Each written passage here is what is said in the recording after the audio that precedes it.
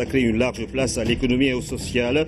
C'est le vœu du patronat sénégalais. Dans la série de reportages consacrés à ce sujet, les politiques donnent également leur avis. Et puis persistance de la fraîcheur à Dakar et Saint-Louis, canicule dans les autres régions du Sénégal. Le phénomène risque de perdurer. La météo explique les caprices du climat sur tout le littoral. C'est le reportage du jour. Et puis nous parlerons également dans la rubrique au cœur de nos cultures, les Selbés qui dansent pour les circoncis avec des chorégraphies spécifiques. Nous sommes dans la pure tradition sérère. La cérémonie du Nout, c'est le sujet de la rubrique au cœur de nos cultures. Dans cette édition, nous allons découvrir des danses telles que le Sandang, le Tarin, le Souma Ngoko ou le Mbiri Ndata. Bonsoir à tous. L'importance de l'arachide dans l'économie sénégalaise a été rappelée aux nouvelles autorités de la SUNEOR. Le président de la République a donné des instructions claires au directeur général et au PCA de la Société des oléagineux. Il s'agit pour Pape Dieng et Youssou Diallo de relancer le secteur, de le restructurer et de sécuriser l'approvisionnement. Une mission qui consiste à redonner espoir aux travailleurs et au monde rural. Nous écoutons Pape Dieng à sa sortie d'audience. On a reçu des instructions clair sur la tâche à effectuer, parce que si le président a jugé utile de racheter SUNEOR, c'est parce que c'est à cause de l'importance de l'arachide dans l'économie sénégalaise, surtout dans les revends en arachide. Et après, on verra maintenant quelle sorte de privatisation ou de partenariat l'État du Sénégal va avoir avec soit des privés, soit un partenaire stratégique. L'urgence, c'est qu'aujourd'hui, les usines sont à l'arrêt. Donc il faut redémarrer les usines pour donner espoir aux travailleurs et au monde agricole. Parce que vous imaginez, quand c'était Sonacos, c'était la première entreprise du Sénégal. Maintenant, aujourd'hui, l'entreprise est à l'arrêt. On n'a collecté que 7000 tonnes pour une capacité de trituration de 300 à 350 000 tonnes. Vous voyez donc la situation, elle est sérieuse. Et aujourd'hui, nous travaillons sur un plan pour relancer l'activité, pour reprendre la fonction raffinage, remettre sur le marché l'huile Niani, l'huile Nina, que tout le monde réclame, parce que tous les Sénégalais sont d'accord qu'aujourd'hui, la qualité des huiles de palme que nous importons, que l'on importe et que l'on met sur le marché, cette qualité n'est pas des meilleures. De redémarrer l'usine d'aliments de bétail, donc vraiment, il y a beaucoup de choses à faire. Le président de la République a également reçu en audience le calife de Thiénaba, Serigne Cheikh Ahmed Tidiane Seck, a échangé avec le chef de l'État sur des questions d'intérêt national, la situation économique et sécuritaire ou encore l'appel au dialogue, des sujets sur lesquels le calife a donné son point de vue. Et Mamadou Diop Seck parle au nom du calife. Nous l'écoutons. Dans le cadre naturel de la collaboration entre temporel et spirituel, il est tout à fait normal que les tenants du pouvoir temporel rencontrent de temps en temps ceux qui représentent le pouvoir spirituel.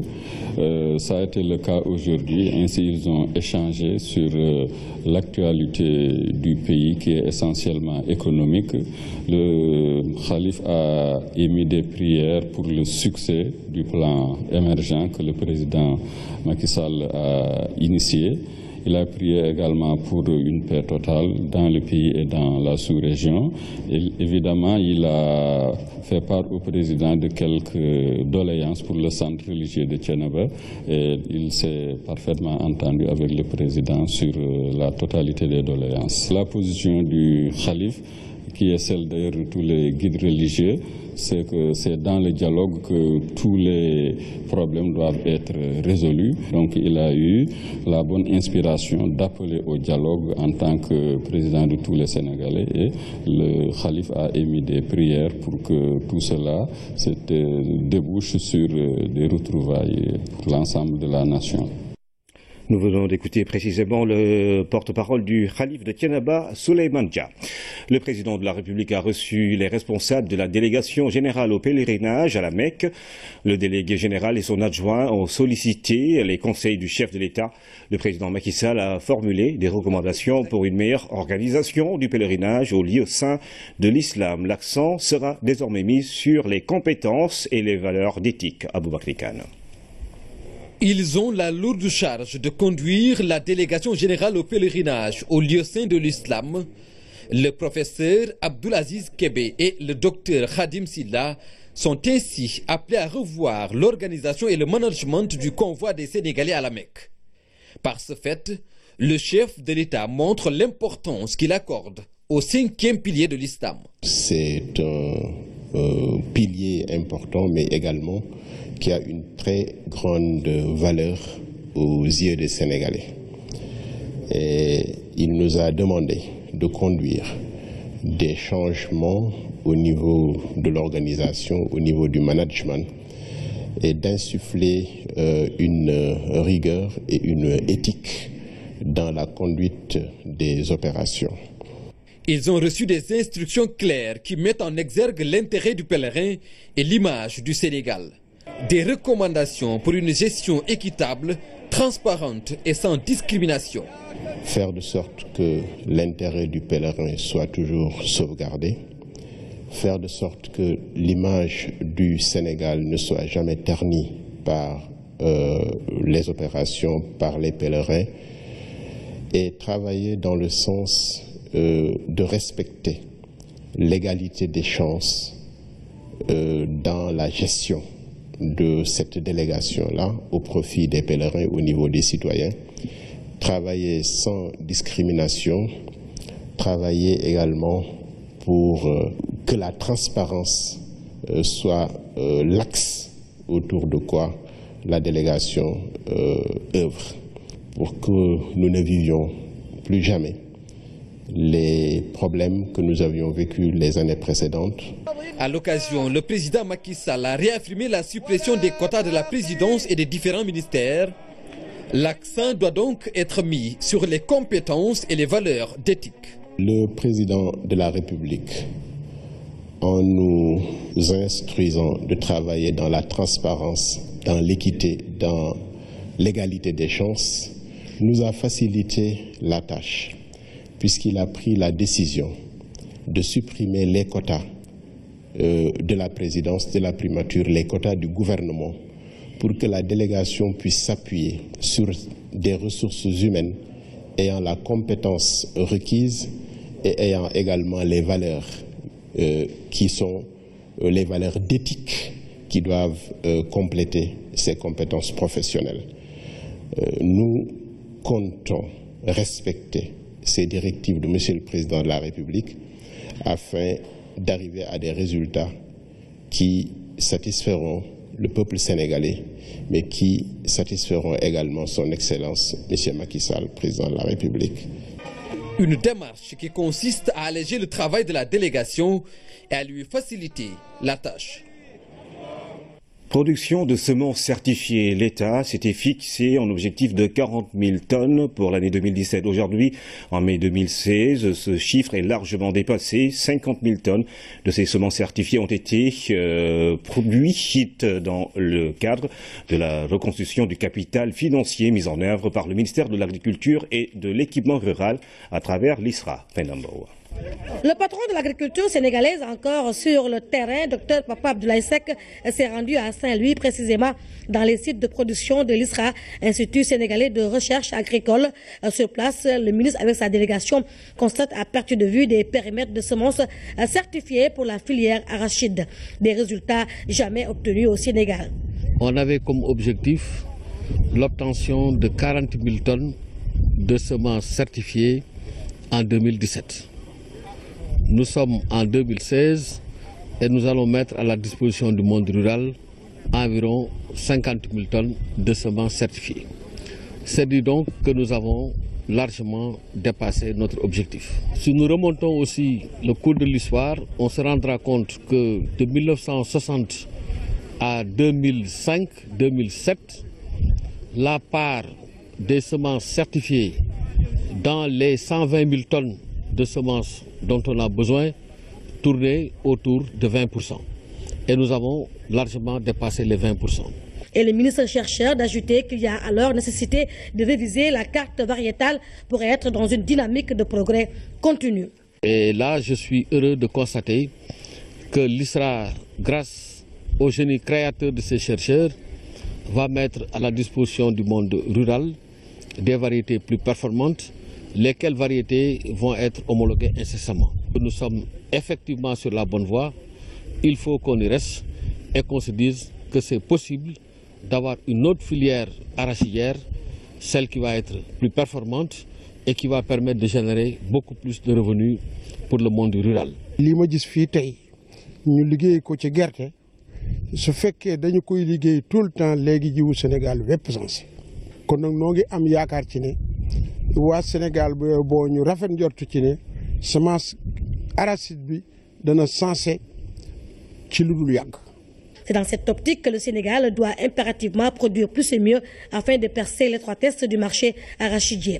Nous pouvons être très ambitieux. La collecte se ramenait avant aux besoins des huiliers. Bon, aujourd'hui, en plus du besoin des huiliers, nous avons aussi l'exportation. On a exporté cette année environ 315 000 tonnes d'arachide et le Sénégal est devenu le premier pays exportateur d'arachide en Chine. Des sites de production de semences d'oignons ont été aussi visités par la tutelle qui a constaté l'introduction de nouvelles variétés pour une production de qualité. En somme, ce sont des résultats obtenus grâce à l'ambitieux programme de reconstruction du capital semencier initié par le ministère, car pour avoir une agriculture forte, il faut asseoir une recherche forte, un conseil agricole fort assorti de sols performants. C'est cela la vision du président Macky Sall. 50 000 tonnes de semences certifiées dans le cadre de la reconstruction du capital semencier.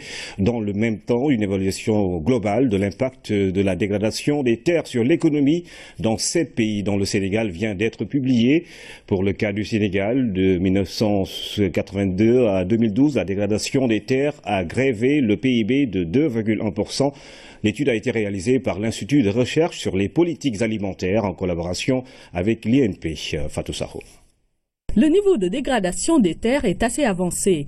L'étude fait état de 13% des surfaces. Les régions de Louga, Kaolack, Kolda, Tamba et Kédougou sont les plus touchées. Ce qu'on ne connaissait pas, c'est quel est le coût induit par ce niveau de dégradation. Sur les terres agricoles, en tout cas, les pertes que nous subissons liées à la dégradation sont équivalentes à 2% du PIB. Les coûts liés à la dégradation des ressources pastorales est d'environ 0,1% du PIB. Là où le niveau de dégradation est plus important, c'est au niveau des ressources forestières, où l'étude a révélé une perte, en tout cas, de 7% de notre PIB. Face à cette perte, des mesures urgentes s'imposent. Mais il faut bien relativiser cette perte. Cette perte est estimée sur une période allant de 1982 à 2012. Je dois dire que aussi l'étude a salué l'ensemble de l'action du gouvernement, tous les projets que vous connaissez, l'adoption d'un cadre national d'investissement stratégique pour la gestion durable des terres qui vient d'être conclu mais que nous commençons à mettre en œuvre. L'État a pris aussi un certain nombre de mesures, c'est d'impliquer les collectivités locales et d'impliquer aussi les populations, les producteurs, disons. 22% des populations vivent aujourd'hui sur des terres en dégradation. Leur implication dans cette lutte est primordiale. D'abord, la lutte contre la déforestation, cela c'est très important. La FAO montre que nous perdons chaque année 40 000 hectares du fait de la déforestation. L'investissement consacré à ce jour à la lutte contre la dégradation des terres demeure insuffisant. Et cela, une étude de la Banque mondiale l'avait révélé déjà en 2008. Conséquence, 50% des services écosystémiques ont baissé. Selon cette étude menée au Sénégal par l'IFPRI et l'Université de Bonn en collaboration avec l'INP, pour chaque dollar investi, il y a 4 à gagner. Pas de risque de pénurie de sucre pour le Ramadan 2016. L'assurance a été donnée par les responsables de la compagnie sucrière au ministre en charge du commerce. Alioune Sarr était en tournée de 2 jours dans la vallée du fleuve Sénégal. Il a visité 7 entreprises agro-industrielles, principalement spécialisées dans la production destinée à l'exportation. Alassane Diédhiou. Dans un des objectifs du PSE, le programme Sénégal émergent référentiel en matière de politique économique et sociale, le gouvernement s'est engagé à multiplier par 2,5 le volume des exportations du Sénégal. Cet objectif est aujourd'hui en passe de se traduire dans les faits grâce à l'engagement des agro-industriels de la vallée du fleuve Sénégal à accompagner ce programme. Si nous sommes ici, c'est que nous sommes attachés au Sénégal. Nous savons la volonté du chef de l'État de développer le plan Sénégal émergent.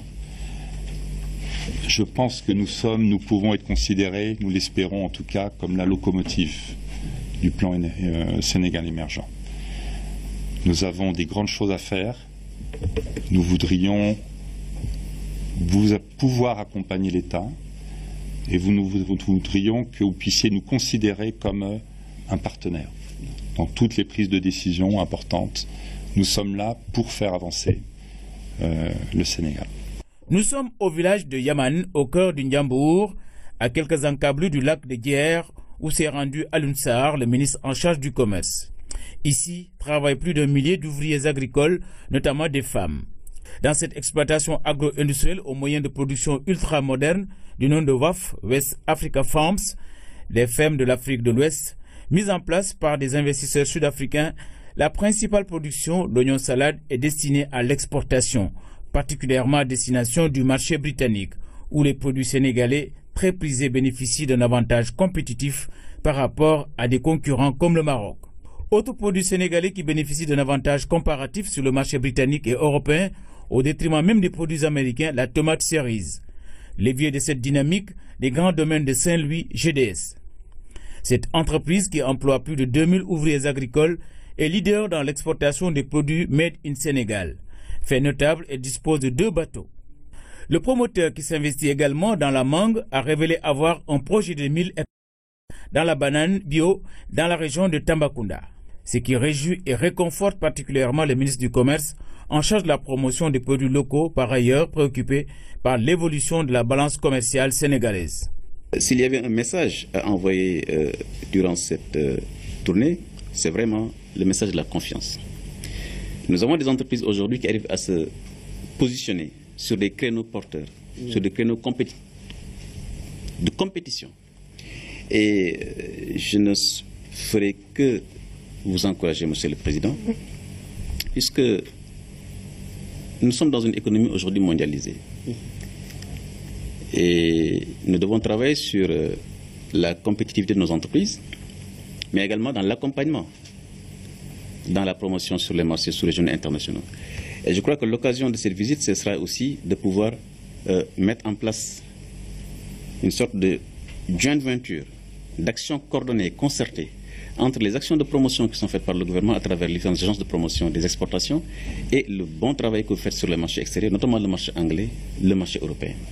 Pour se convaincre davantage par rapport aux atteintes des objectifs d'autosuffisance alimentaire, Alioune Sarr a visité la CSL, une autre entreprise agro-industrielle qui cultive, avec des moyens de production modernes, des légumes notamment du piment, destinés à l'exportation et au marché domestique. Fait remarquable, la CSL s'investit par ailleurs dans un créneau original et rentable, la culture de l'arachide de contre-saison. Autre secteur culturel déjà investi par une autre entreprise, la CASL, spécialisée dans la production et la transformation du riz. Pour s'assurer de la qualité du riz transformé, la CASL dispose de silos modernes avec une parfaite maîtrise en amont des techniques culturelles conformes aux normes en vigueur. Objectif à terme, mettre sur le marché sénégalais 100 000 tonnes de riz par an. À propos d'objectifs de production à atteindre la compagnie sucrière, un des temps forts de la visite du ministre en charge du commerce a rassuré quant à l'atteinte des objectifs d'autosuffisance alimentaire du gouvernement. Dans le cadre du projet K150, l'usine initialement construite pour broyer 2500 tonnes de canne par jour est passée à 7000 tonnes par jour. Le volume de canne broyée passera bientôt de 7000 à 10 000 tonnes par jour grâce à un nouveau projet d'investissement. À quelques semaines du mois du Ramadan, qui correspond à une période de forte consommation de sucre, avec son corollaire, les spéculations, les responsables de la CSE se sont montrés rassurants. Je vous rassure, il y a suffisamment de stocks de sucre au Sénégal pour pouvoir assurer les besoins des consommateurs pendant le Ramadan et au-delà du mois du Ramadan. Tout aussi rassurantes ont été les étapes de la Socas, leader en concentré de tomates, et la laiterie du Berger, grosse pourvoyeuse en produits laitiers, prisée par les consommateurs, surtout pendant le Ramadan. Investir dans la recherche agricole et agroalimentaire, un défi pour le secteur privé sénégalais. Le thème a réuni acteurs de l'industrie agroalimentaire, public comme privé. Ils réfléchissaient sur les stratégies de mobilisation du secteur privé en vue d'assurer une meilleure valorisation des produits de la recherche. Fanta Badji. L'ITA avait besoin de présenter une partie de ses résultats et réalisations dans la recherche et la transformation agroalimentaire. De la recherche à la certification des produits, l'Institut de technologie alimentaire est une référence en la matière, mais ses activités sont peu connues des industriels. Avoir ces panoplies, en tout cas de découverte, avec d'éminents chercheurs sénégalais, je pense que c'est une très belle surprise. Quand vous étudiez le monde, les facteurs d'émergence, les facteurs clés, les piliers d'émergence, vous trouvez deux choses, c'est la formation et c'est la recherche et le développement. Plus vous avez des recherches, plus vous avez la possibilité d'amener des produits nouveaux, de complexifier vos produits, plus vous vous soustrayez de la concurrence donc, de vos proches et plus vous insérez de manière harmonieuse dans l'économie mondiale. Que de plus en plus les contacts soient établis, construits entre le développement, l'entreprise et l'ITA pour que ces résultats-là qui sont créés, ces résultats-là qui sont maîtrisés, puissent être transférés et servir au développement et à la promotion de l'industrie sénégalaise. Le défi pour le secteur privé est d'investir dans la recherche agricole et agroalimentaire et cette table ronde est organisée pour maîtriser tous les enjeux et toutes les contraintes liées au secteur. Il faut identifier un certain nombre de secteurs qui pourront être pris en charge par les uns et les autres et cela nous permettra naturellement de valoriser nos produits, les produits de notre pays et nous permettre de diminuer le facteur extrêmement important d'importation que nous faisons parce que le résultat c'est que nous pourrons utiliser cette manne financière pour le développement de notre pays dans le cadre des infrastructures que le chef de l'État est en train de mettre en place. Et ça me paraît extrêmement important pour que le Sénégal puisse très rapidement aller dans le sens de l'émergence. La recherche a un coût et un fonds national de recherche agricole et agroalimentaire est disponible. Sa mission est d'accompagner les initiatives de recherche, qu'elles soient publiques ou privées. Nos institutions prises individuellement n'ont pas les capacités humaines, n'ont pas les ressources techniques, n'ont pas les moyens financiers de relever les défis qui se posent au niveau du monde rural. C'est la raison pour laquelle le FNRA a été créé pour faire en sorte justement de décloisonner les institutions et de favoriser l'émergence d'équipes, de faire en sorte que toutes les compétences puissent se retrouver autour de thématiques, autour de problématiques communes. État, organisations patronales, institutions de recherche, partenaires techniques et financiers, collectivités locales, organisations de producteurs et autres transformateurs ont pris part à ces échanges. L'économie et le social doivent occuper une large part du dialogue national convoqué ce samedi 28 mai par le président Macky Sall. C'est du moins ce à quoi s'attend le secteur privé national, une idée que partagent bon nombre d'acteurs dans les politiques. Suite de notre micro ouvert sur le sujet, Mamadou Samambo. Le dialogue qui s'ouvre ce samedi 28 mai sur initiative du chef de l'État est déjà au menu de discussion au sein des composantes de la nation. Même le concept est décortiqué par les acteurs. Le président de la République n'a pas appelé à un dialogue politique. Il a appelé à un dialogue national qui se veut plus inclusif, plus large, plus fédérateur, mais qui se veut également dans le cadre de la République. Dans le dialogue national, il y a le dialogue politique, mais tout n'est pas que politique. Le président Macky Sall est un homme de son temps. C'est un leader de son époque. D'abord, il est le leader d'un régime qui repose sur une foultitude de partis que jamais Senghor ou Abdou Diouf n'ont réussi à mettre ensemble. Ça veut dire que c'est un homme de dialogue et d'écoute. C'est à partir de Darou Mofti, où il se trouve, que le porte-parole du Parti socialiste, Abdoulaye Wilane, a tenu à faire le lien avec l'histoire politique du Sénégal. Au Parti socialiste, nous avons toujours pensé que le dialogue politique est consubstantiel à la démocratie. Sous Abdou Diouf, le sursaut national reposait sur le dialogue politique. La recherche permanente du consensus reposait sur le dialogue politique. L'avènement de gouvernements de majorité présidentielle élargie, tout comme de gouvernements d'ouverture et de rassemblement. Le Sénégal aujourd'hui apparaît comme une vitrine démocratique dans le monde. Je pense que le président de la République est sur la voie historique que le Sénégal s'est tracée pour la construction d'une démocratie apaisée. Le modèle, pour sa part, félicite le chef de l'État et appelle tous les partis d'opposition à discuter. Et parce que ce dialogue n'est pas que politique au sens parti et emblème, le secteur privé national, nommément cité par le chef de l'État comme acteur de ce dialogue, se projette sur le contenu. Mettre les débats économiques au centre, et de voir comment nous augmentons notre croissance, comment nous améliorons la situation de notre pays, comment nous développons plus d'emplois. Je pense que ces questions-là, c'est ces questions qui sont attendues. Je veux dire, c'est ce que les populations attendent, c'est les questions pertinentes. Ça doit effectivement, à mon sens, avoir plus de place dans les discussions publiques. Autre précision des acteurs, aucune urgence ou contrainte n'est derrière l'idée du chef de l'État. L'initiative est juste d'ordre managérial. Nous sommes dans un contexte rassurant, car le contexte est éloigné de toute urgence électorale.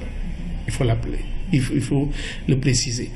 Le cadre d'abord d'émission de cet appel, le Conseil des ministres, qui est l'une des plus augustes instances de la République, mais également c'est lui qui a émis l'appel, le président de la République, élu à 65%, appelle à un dialogue national pour qu'on discute des sujets et des questions de l'heure. Chaque fois que le président de la République estime qu'il est nécessaire qu'il se concerte, non seulement avec la classe politique, mais la société civile, le patronat, enfin toutes les forces vives de la nation, je pense qu'il faut le prendre comme tel. Il est vrai, nous n'avons pas de crise majeure, mais le dialogue, il ne faut pas attendre qu'il y ait des crises totalement majeures, donc qui risquent d'être tard. À propos des attentes des uns et des autres, qu'on parle de la gouvernance locale, qu'on nous parle des enjeux et des perspectives des collectivités locales, qu'on parle du statut de l'élu, qu'on examine tout ce qui est lié à l'acte 3, à la décentralisation, à la territorialisation des politiques publiques. Aujourd'hui, je crois que ce sont des urgences qui intéressent aujourd'hui tous les acteurs de la décentralisation. La question du fichier électoral, il faut bien qu'on en parle, parce que dès 2017, on a des élections législatives. Et même bien avant cela, ces questions liées au mode de scrutin et aux conditions d'élection de représentants du peuple dans des institutions, on doit pouvoir en parler, parce que ne serait-ce que sous l'angle de l'avènement du Haut Conseil des côtés locales. La problématique de la modernisation des partis et de l'assainissement des mœurs politiques, de l'organisation de la vie politique au Sénégal. Nous disons qu'on nous apprend qu'il y a plus de 250 partis politiques. Il faut organiser ça. La question du statut de l'opposition, il faut bien qu'on en parle. Le Sénégal, un pays de dialogue, une longue tradition de démocratie. Le dialogue en vue entre dans ce cadre-là. Santé, le taux de mortalité maternelle reste élevé en Afrique. 640 décès pour 100 000 naissances sont enregistrés dans le continent. Des chiffres qui ont été révélés à Dakar dans le cadre du congrès des gynécologues d'Afrique qu'abrite la capitale sénégalaise.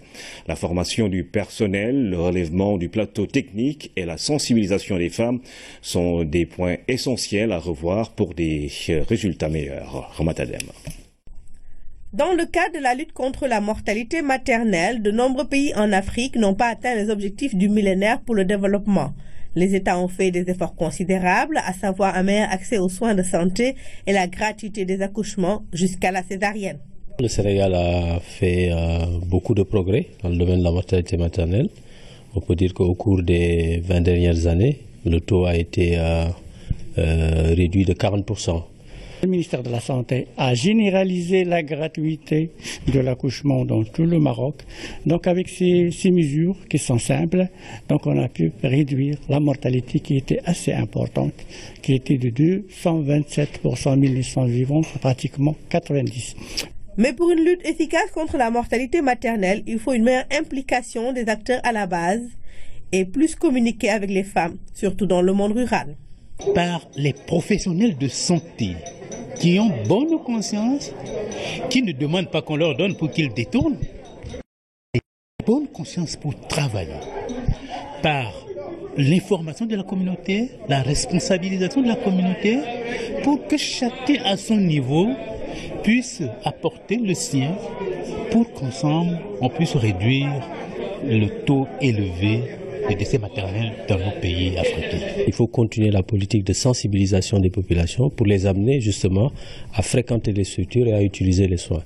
Il faut renforcer les compétences des prestataires qui s'occupent de la santé maternelle. Réunis à Dakar pour un congrès franco-africain, les gynécologues souhaitent que les recommandations soient appliquées pour pouvoir atteindre les objectifs du millénaire pour le développement. Premier paramètre, c'est d'augmenter la consultation prénatale.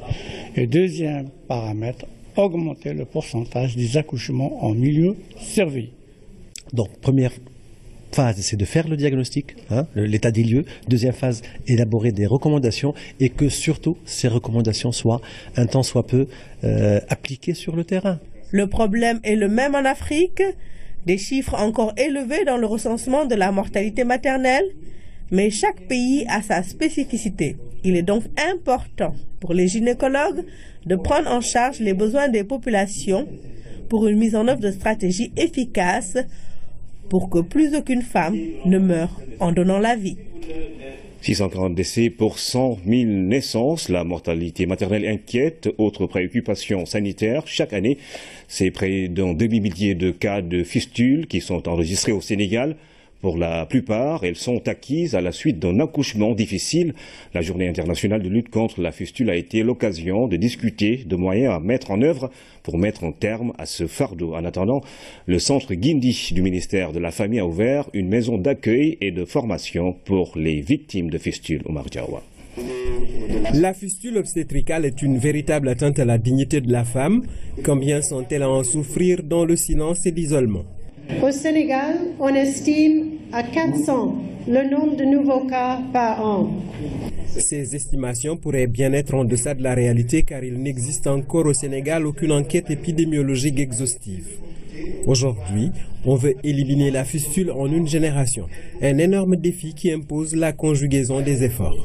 Il demeure impératif pour les services publics, les collectivités locales, les organisations non gouvernementales et l'ensemble des forces vives de notre société d'imaginer des approches novatrices de nature à juguler la tragédie. Juguler la fistule n'est pas que médical, même si par ailleurs l'accès à des soins obstétricaux d'urgence est plus que nécessaire. Quand il y a fistule, ça veut dire qu'il n'y a pas accès à la césarienne. Donc l'État du Sénégal a rendu gratuit la césarienne pour permettre à toute femme d'en bénéficier et d'éviter des complications. Celles qui n'ont pas pu disposer d'une césarienne et qui ont fini par faire une fistule doivent être réparées, c'est le mot, et réinsérées. Le centre Guindi a ouvert une maison d'accueil et d'appui à la réinsertion économique et sociale. Nous les faisons venir ici pendant 10 jours faire une formation par rapport au projet qu'elle a identifié, l'activité qu'elle a identifiée pour sa réinsertion économique. Diwaanou Tawfekh permet à beaucoup de fistuleuses de retrouver la joie de vivre et une foi en l'avenir.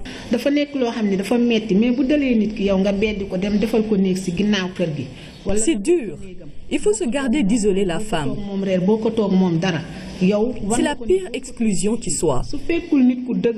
Si on n'est pas forte, on finit par ajouter à sa fistule d'autres maladies. Surmonter la fistule passe par un meilleur accès aux services de santé de la reproduction en général et aux soins obstétricaux de qualité. Il n'est pas acceptable que les femmes n'aient pas accès aux services de santé reproductive et aux soins obstétricaux et néonatals d'urgence de qualité. Le volet réinsertion psychosociale et économique est tout aussi important pour l'accomplissement et l'autonomie des victimes de fistules. La santé maternelle et celle des personnes démunies au cœur des ambitions des agences du système des Nations Unies au Sénégal. À Louga, plusieurs réalisations ont été faites, notamment en termes d'accessibilité aux soins. Lamine Touré. Un tête-à-tête avec le gouverneur de la région de Louga au menu de cette visite.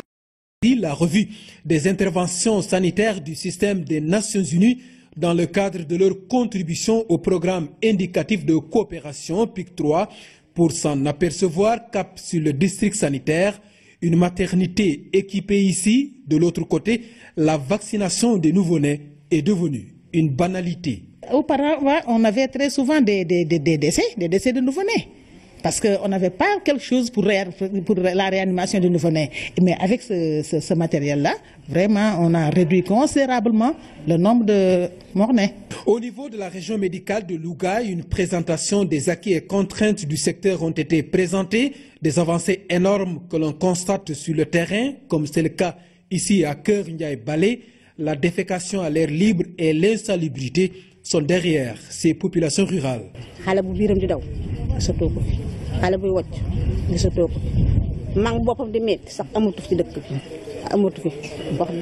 Le travail de sensibilisation a permis de changer les comportements de ces communautés, des résultats tangibles constatés dans tous les domaines d'intervention du système des Nations Unies. Ils commencent à comprendre sur l'ensemble des outils qu'on a déroulés, qu'ils comprennent les voies de transmission et de contamination des sources d'eau à partir des matières fécales déposées sur la voie publique. Et la question qui déclenche, voulez-vous, puisque de façon inconsciente vous êtes en train de boire vos propres caca, voulez-vous rester dans cette situation ou changer? Ils disent non, nous voulons changer. De façon générale, ces interventions permettent de pouvoir en tout cas prendre en charge certaines questions essentielles. Donc, parce qu'au niveau de la région, il y a le problème majeur de la mortalité des nouveau-nés. Il y a des avancées majeures dans la lutte contre la mortalité maternelle, mais il nous faut présentement donc, aborder la question de la mortalité des nouveau-nés.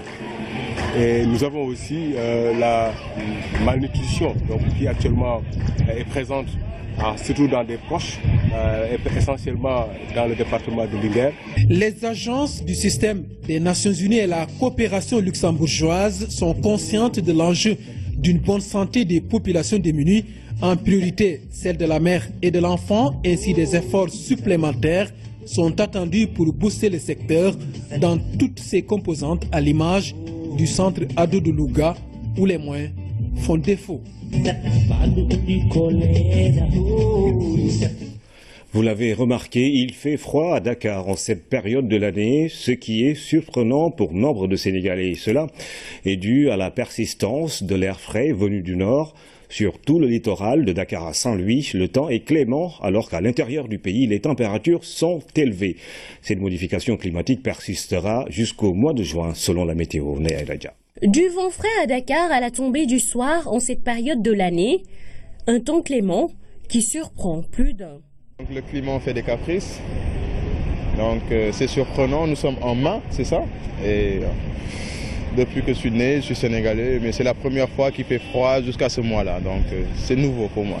À un certain moment, surtout dans le mois d'avril, on a pensé que c'était fini avec le froid, parce que les températures devenaient de plus en plus hautes, donc il faisait chaud. Mais on n'a pas compris, c'est peut-être le résultat de toutes les activités anthropiques, je veux dire les activités des hommes, ce qui se passe, les effets peut-être de la pollution, il faut peut-être essayer de revoir tout ça. Axel et son camarade ont probablement raison. Les activités humaines sont à l'origine de ce dérèglement du climat. En janvier déjà, on se plaignait d'une chaleur étouffante, persistant jusqu'au mois de mars. Il a été suivi d'un épisode de froid qui perdure jusqu'à maintenant, sur tout le littoral de Dakar à Saint-Louis, alors que dans le reste du pays, il fait très chaud. Cela est dû à un facteur météorologique dénommé anticyclone des Açores. C'est un facteur météorologique qui nous ramène la plupart du temps de la fraîcheur provenant d'Europe. Donc il est surtout là pendant l'hiver en Europe, c'est au mois de janvier, février, et qu'on bénéficie de vents frais pendant ces mois-là. Mais là, pour cette année, on a vu que ce facteur météorologique qui est nommé l'anticyclone des Açores a perduré au niveau des côtes ouest africaines.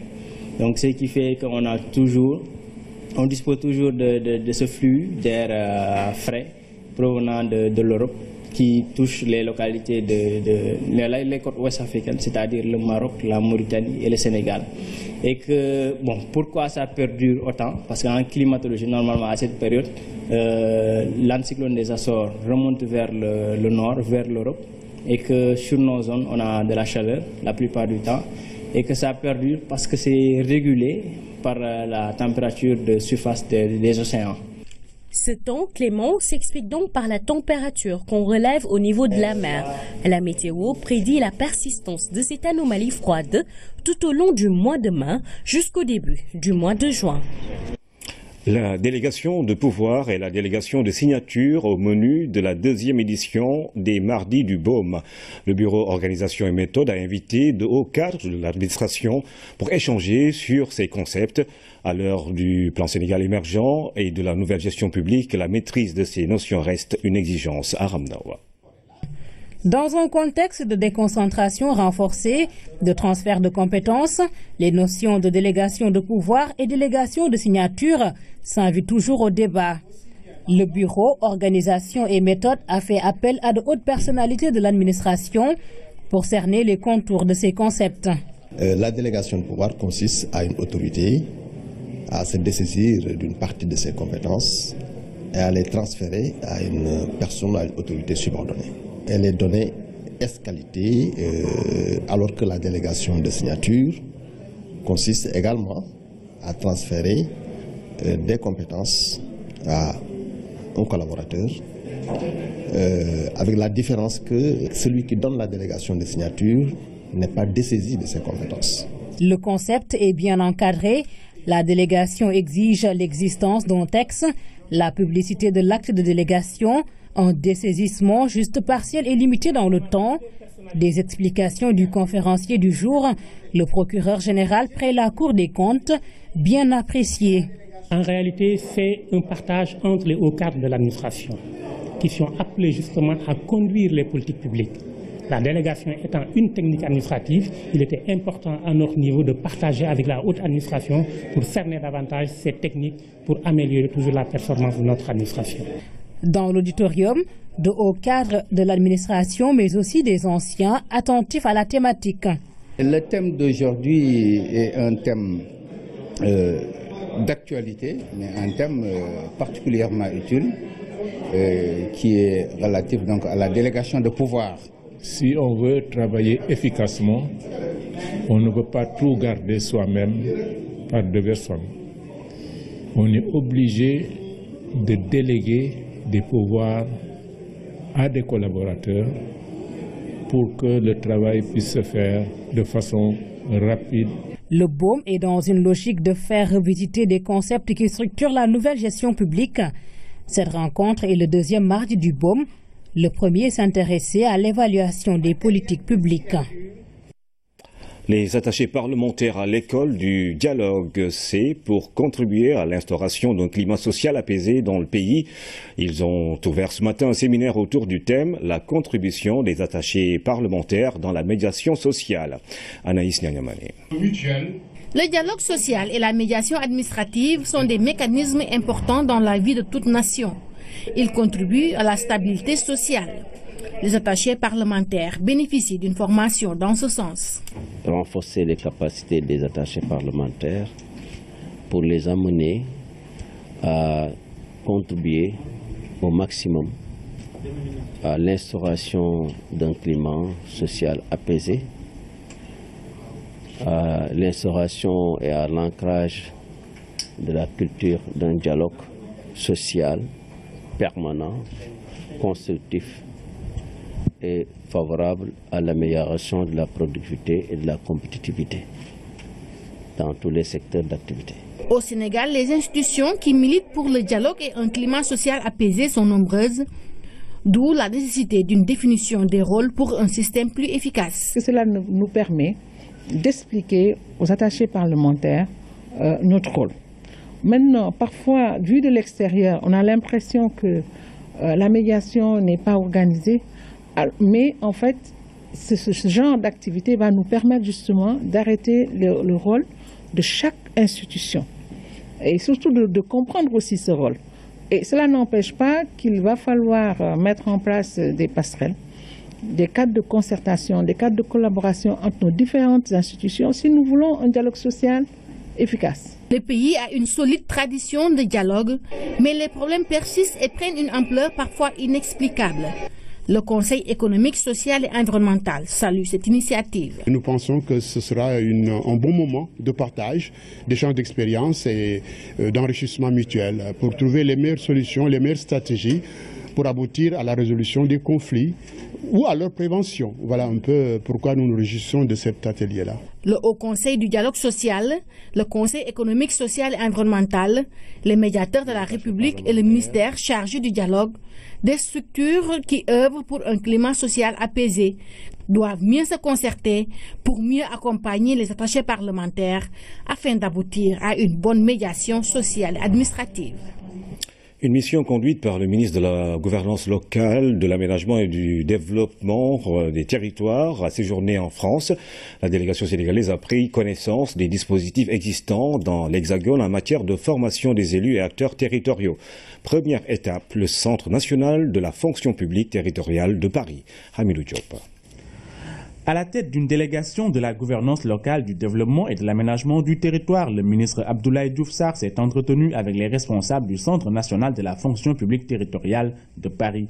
L'autonomie de fonctionnement du centre, du fait de son modèle organisationnel éprouvé suite aux divers services rémunérés, a été un des éléments de réussite du dispositif de formation. En France, le Centre national de la fonction publique territoriale tire ses ressources d'une cotisation sur les salaires de tous les fonctionnaires. Donc ça représente un budget important qui est accordé au CNFPT et notre organisme, avec ce budget, organise des actions de formation dans tout le territoire pour tous les fonctionnaires territoriaux. Et c'est ainsi qu'on peut répondre aux besoins en utilisant en fait les mécanismes de la solidarité financière entre les collectivités.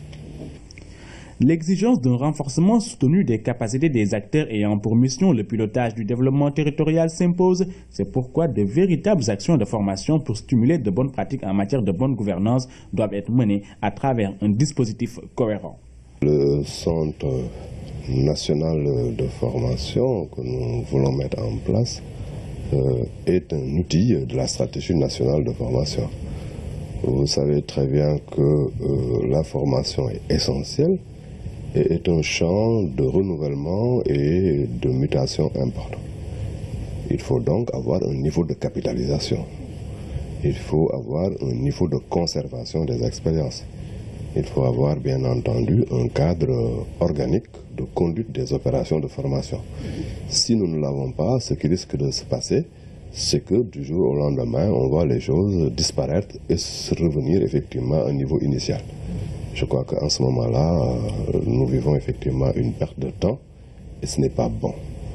La chose la plus importante dans un pays, c'est d'avoir véritablement le cadre de capitalisation, mais aussi le cadre opérationnel d'exécution des choses. Si on ne veut pas subir la grande dictature de ce que moi j'appelle les formateurs au cartable.